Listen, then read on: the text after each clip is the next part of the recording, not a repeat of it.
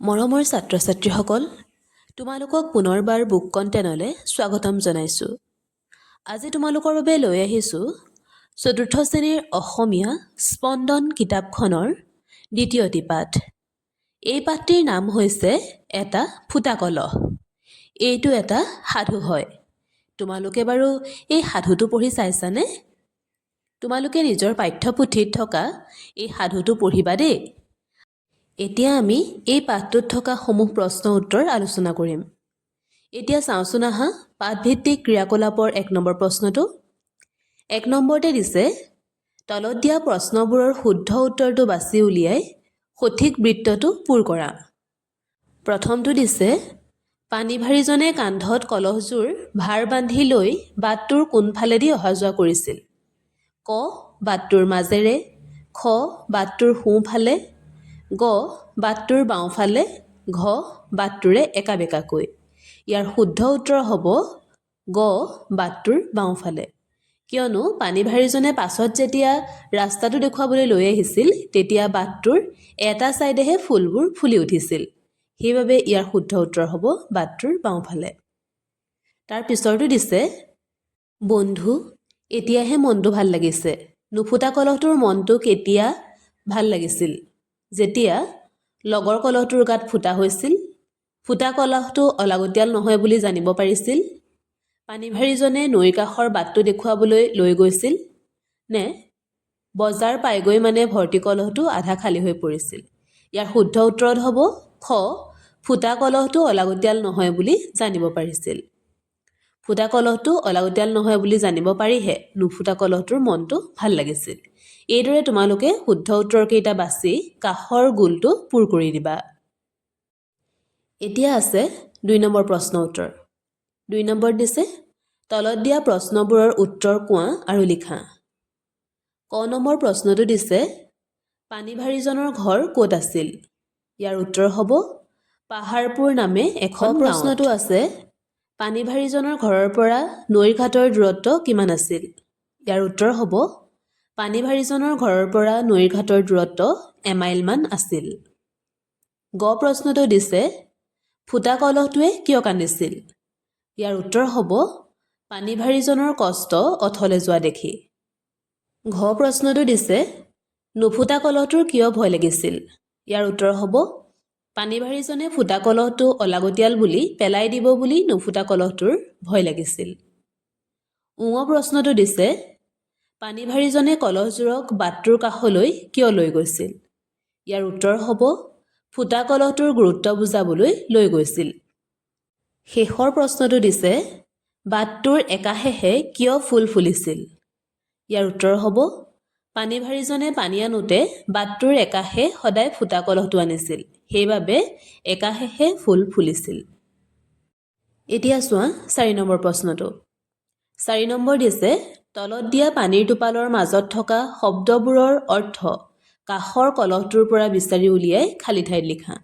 মই তোমালোকক এই অৰ্থকেইটা আঁচটানি দেখাই দিছোঁ, তোমালোকে নিজৰ বহীত লিখি ল'বা। নিতৌ, নিতৌ মানে হৈছে সদায়। আহুকাল মানে হৈছে বিপদ বিঘিনি। অলাগতিয়াল শব্দৰ অৰ্থ হ'ব কামত নলগা। আৰু জাতিষ্কাৰ শব্দৰ অৰ্থ হ'ব সুশোভিত। এইদৰে তোমালোকে শব্দটোৰ অৰ্থ কাষৰ বাকচকেইটাত লিখি দিবা। এতিয়া তলত দিয়া বাক্যকেইষাৰিলৈ মন কৰা। জানো আহা। বাউকা, বাউকা মানে হৈছে ভাৰ কঢ়িয়াবৰ নিমিত্তে ব্যৱহাৰ কৰা দুয়োমূৰে খাচ কটা এফলীয়া বাঁহৰ যতন। সিকিয়া, সিকিয়া মানে হৈছে বাউকাৰ দুইমূৰে ওলোমাই ভাৰ নিয়া জৰীৰ যতন। পানীভাৰী, পানীভাৰী শব্দৰ অৰ্থ হৈছে ভাৰেৰে কঢ়িয়াই পানী বিক্ৰী কৰি জীৱন নিৰ্বাহ কৰা লোক। এই শব্দ অৰ্থকেইটা তোমালোকে মনত ৰাখিবা। এতিয়া চোৱা ভাষা অধ্যয়ন। প্ৰথমতে দিছে, আমাক এচোৱা পঢ়িবলৈ দিছে, সেইখন দিছে, পাহাৰপুৰ নামে এখন গাঁৱত এজন পানীভাৰী আছিল। এই বাক্যটো তোমালোকৰ পাঠটোত পাইছা। ইয়াত থকা পাহাৰপুৰ, নাম, এখন, গাঁও, এজন, পানীভাৰী আৰু আছিল এই শব্দবোৰ লগ হৈ সম্পূৰ্ণ অৰ্থ প্ৰকাশ কৰা এটা বাক্য গঠন হৈছে। কাষত দিছে যে, জানো আহা, বাক্যত ব্যৱহাৰ হোৱা প্ৰতিটো শব্দই একোটা পদ। এতিয়া তোমালোকক তাৰ আলমতে 5 নম্বৰ প্ৰশ্নকেইটা দিছে।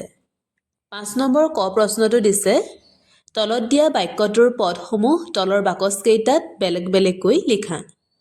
প্ৰথম বাক্যশাৰী দিছে, বহুদিনৰ আগৰ কথা।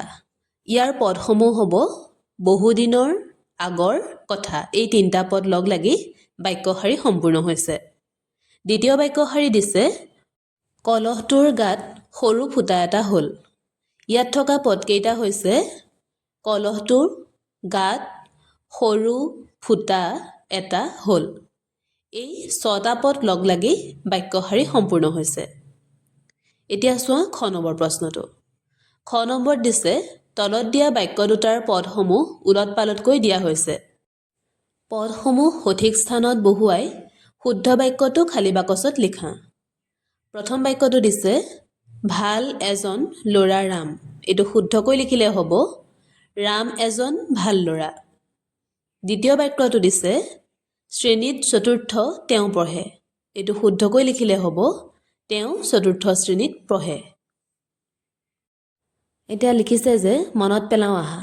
আমি আগৰ পাঠত পাই আহিছোঁ যে এটা বা এটাতকৈ বেছি আখৰ লগ লাগি কোনো অৰ্থ প্ৰকাশ কৰিলে শব্দ হয়।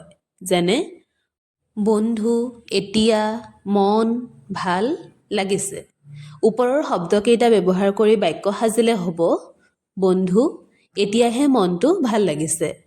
অৰ্থাৎ এটা বা তাতকৈ অধিক পদ একগোট হৈ মনৰ ভাৱ সম্পূৰ্ণকৈ প্ৰকাশ কৰিলে বাক্য হয়।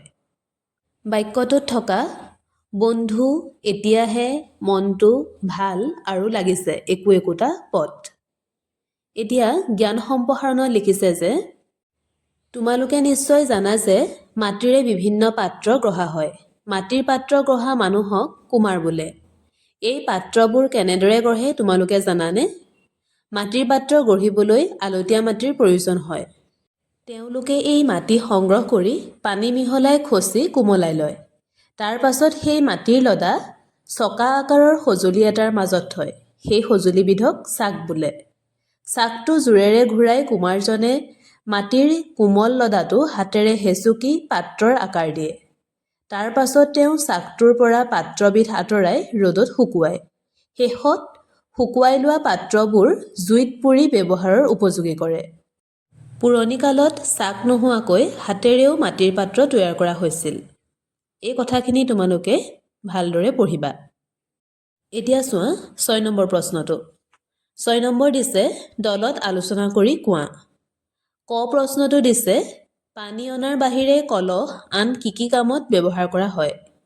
ইয়াৰ উত্তৰ হ'ব, পানী অনাৰ বাহিৰে কলহ আৰু বিভিন্ন কামত ব্যৱহাৰ কৰিব পাৰি। যেনে পানী জমা কৰি ৰাখিবৰ বাবে বিয়া, সকাম, পূজা পাতল আদিত ব্যৱহাৰ হয়। খ প্ৰশ্নটো দিছে, কলহৰ বাহিৰে মাটিৰে গঢ়া আন কি কি পাত্ৰ আমি ব্যৱহাৰ কৰোঁ আৰু কি কি কামত ব্যৱহাৰ কৰোঁ?